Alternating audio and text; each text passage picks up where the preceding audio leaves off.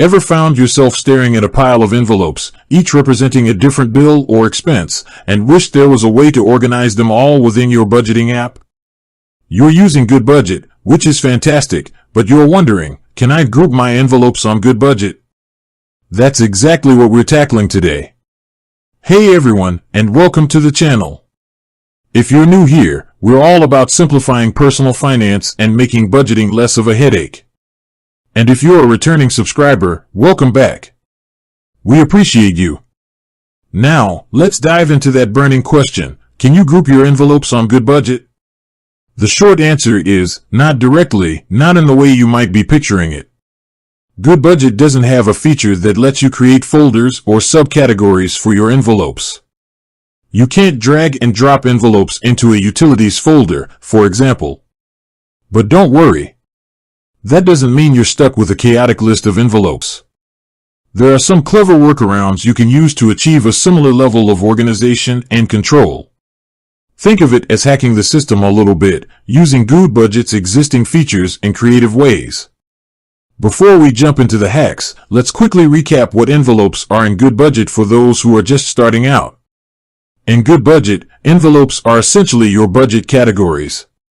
They represent where your money is going.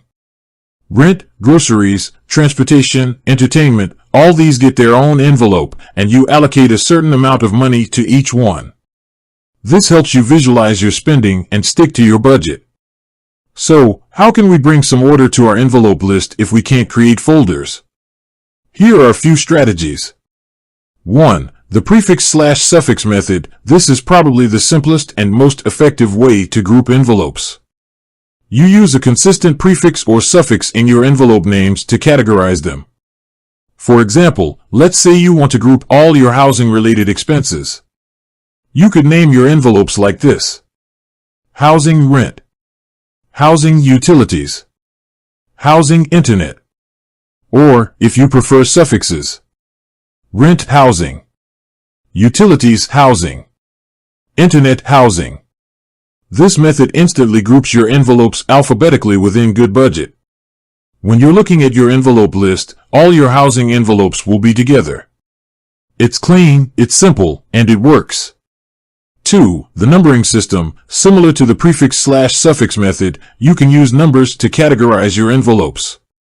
For example, 1. Housing Rent, 1. Housing Utilities, 2. Transportation Gas, 2. Transportation Public Transit. This works well if you have a lot of categories.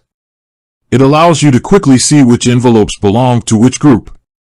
3. The tags approach. Kind of Goodbudget doesn't have actual tags, but you can simulate them using the description field. When you edit an envelope, there's a description box. You can use this to add keywords or categories. For example, for your rent envelope, you could put housing, fixed expense in the description. While this doesn't visually group your envelopes, it allows you to search for all envelopes related to housing or fixed expenses using Goodbudget's search function. This is super helpful for reporting and analysis. 4. The master envelope method. For specific scenarios, this is a slightly more advanced technique and works best for certain types of groupings. Let's say you have several small, variable expenses related to personal care. Instead of creating individual envelopes for each, haircuts, toiletries, etc., you could create a single personal care master envelope.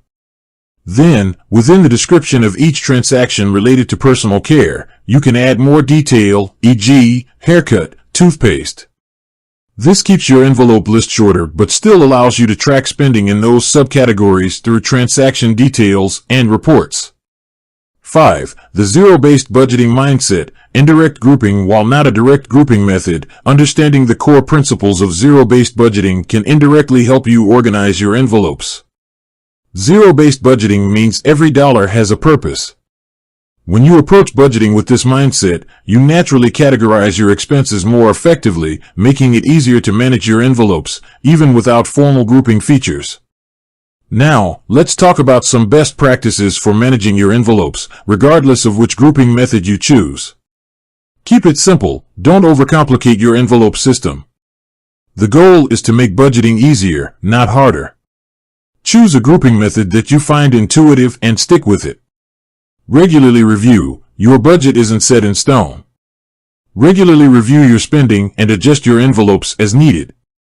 Maybe you realize you're consistently overspending in one category, or perhaps you need to add a new envelope for a recurring expense.